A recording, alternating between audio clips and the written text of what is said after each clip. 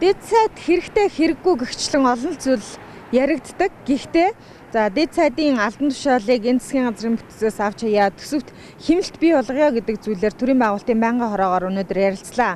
За ингээд гишүүдийн олонх нь бол энэ засгийн газрын бүтэц бүрэлдэхүүнээс дэд сайдын суудлыг авч хаяа ингэснээр төсөвт 1 тэрбум төгрөгийн хэмнэлт үүснэ гэж тооцоолж байгаамаа. За харин иргэдийн хувьд энэ асуудал дээр ямар шугам байр сууриас хандах нь вэ гэдгийг та бүхэндээ бид хүргэе. Өөрөөр хэлбэл дэд сайдыг дагаад туслах болоо зөвлөх гэгчлэн олон албан тушаалууд байхгүй болно гэж ойлгож байна. Сайн байна уу?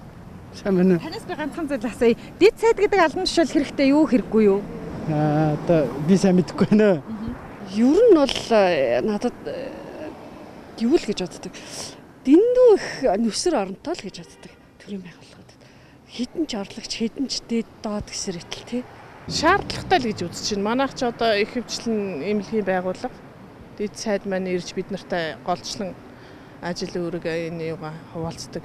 Маш чухал үнэл гэж би тэр хүнийг боддог шүү дээ. Хэрэггүй юм болов уу гэж бодож шүү дээ. Яагаад тэгж бодож байна? Гэхдээ энэ олон сайд дарга нар юу хийж байгаа юу ч хийхгүй л шүү дээ. Гэхдээ тэр чинь юм хийхгүй л бол байх шаардлагагүй шүү дээ. Тэр нь хэрэггүй юм шиг байна шүү дээ. Илүү оронтой байдаг шүү дээ.